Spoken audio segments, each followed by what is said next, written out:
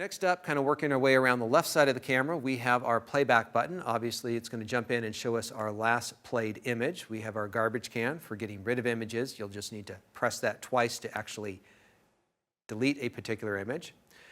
Our control pad over on the right-hand side is how we're going to be navigating forward and back through our images, and then we'll be able to check out more information by going up and down. Now, somewhat irritating to me, who teaches classes, I seem to be griping a lot today. I apologize, folks.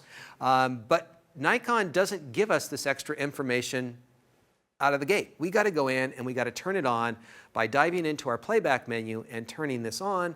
And since I kind of have a factory fresh camera here, I need to turn this on because I want to show you what it's going to do. So let me show you the shortcut and what we're going to do. So I need to go back into the playback menu, go into the menu, navigate over to the playback menu, and I need to look for something called Playback Display Options, and then I go to the right there. And there's all these different options, and they're all unchecked. Nikon, why do you do this? This is great stuff. We want to see this stuff. So I'm going to go in, and I'm going to go to the right, down, right, down, right, down, right. And rather than just going back left, I'm going to press OK. That way I confirm that all these things are loaded in there. Now I will come back, I will play my image. Let's find something that's a little bit more decent, that's not completely blown out. So let's go with this one here. And if I go up, I can now cycle through the various pages of information.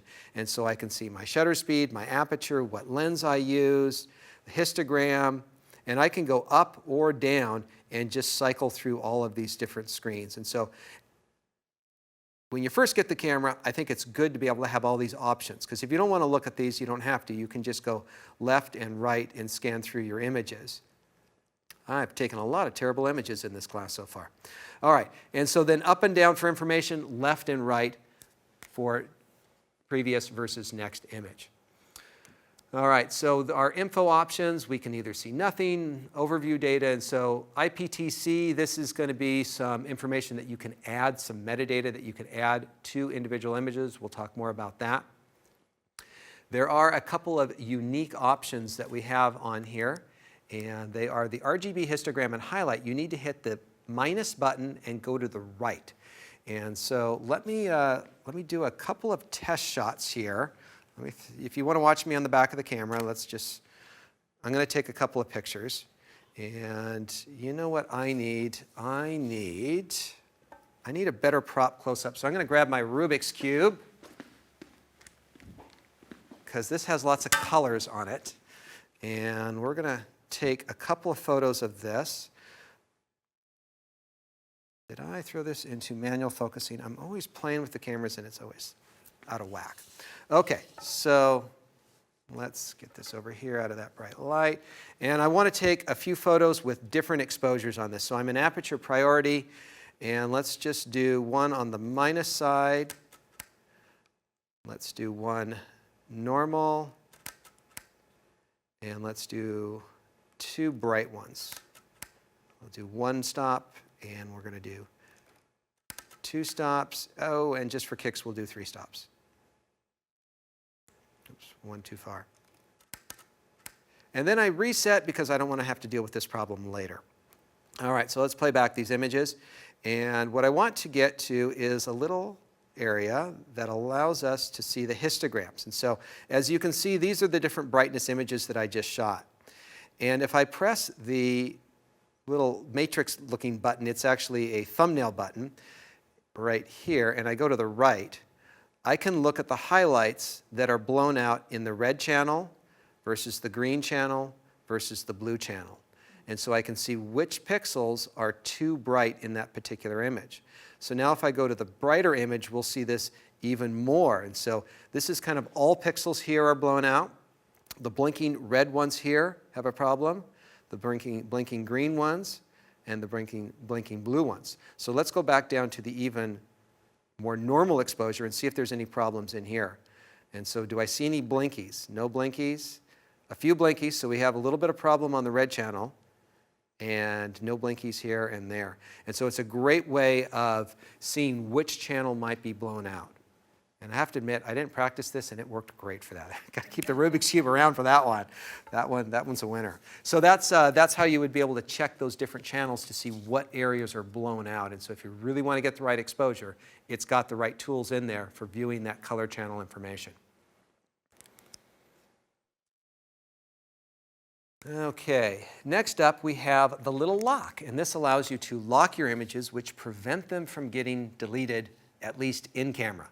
Well, you can still reformat the memory card, and that will get rid of the images, and so it's a very low level of protection. And so if you have a small child that likes to delete photos, it'll at least delete them, prevent them from deleting them, but it's a very minor level of protection. We're able to zoom in and we're able to zoom out, and we'll be able to zoom in and then control that with the dial up there on the back, and then we can zoom out back there, and then we also have a touch screen. And so let's just do a little demo on all of that. I've already taken photos, so I don't need to take photos. Let's just go find a decently exposed photo here. And so if I wanted to get a closer look to check on sharpness of this, I can press the plus button, and let's see, I think I just went to a lighter image. And so I can zoom in, I can zoom out. So if I zoom in, let's make sure I press the right button here. Zooming in, and then I can move left and right to check out different parts of the image. And if I turn this back dial, I'm actually changing which image I go to. So I can choose, remember I shot different ones at different brightness levels. And so I can choose which one that I'm looking at, choose the minus to go back. But it's also a touch screen, and so I can move back and forth. And so let me change some of the information here because I have something set up a little bit unusual right now, and I want to show it to you. So notice what image I'm at. I'm at 301. Now I'm at 300. It's going kind of the opposite direction that I'm swiping. And this is something that you can go in and customize, and I think I just went in and I tweaked with it before class. And so you can control, I like to swipe this direction to go that direction with the photos. And so it's very, very customizable in here. And so let's find a decent brightness image. And so once you have an image, it works very much like a smartphone. So you can do this little pinch and squeeze to zoom in. You can kind of move around like this. If you want to go to the next image, you can go to the next or the previous image. Down here, there's a little thumbnail down to the right to show you where you are. And if you want to keep squeezing in, you can go to your thumbnails. And then you can tap an image and then flick back and forth to go back and forth between your images. And so it has a somewhat limited touchscreen because when you get into the menu system, the touchscreen doesn't work here at all. It will work in the live view, it does work in playback, but it's not in all the functions. And then if you hit the I button is for information, and it gives you access. It is essentially a shortcut button to some features in the menu system. And so it allows you to rate your images or to send them to a smart device or choose a few other options that you will see as we go through the camera, and that I button was a shortcut to it. Now, if I had to make a suggestion, I wish that I could customize the I button, but you can't. It's kind of this given short set of features that you can go to. We will be talking about all of these as we go through the full menu system. So it's just a shortcut to a few of the most pertinent modes that it's related to at that particular time.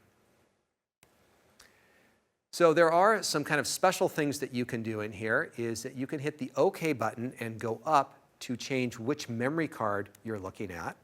You can press OK and go to the right to get into the retouch menu. This is what I'd like to refer to as Photoshop in the camera. And so you can take an image that you took with a JPEG or RAW, and then you can tweak with it. And you can change the colors and you can crop it. And what it does is it makes a copy of the original. You never ruin the original, and it allows you to work with the image in that way. You can go OK and down, and that goes to the International Press Telecommunication Council system for adding metadata to your photographs. And so one of the things this camera is set up for is adding lots of data to your photograph. And there is sets and sets of data, not just your name and your website, but all sorts of keyword information that you might have about photographs that you're taking. Most people are never going to use this, but it is there if you do want to get to it.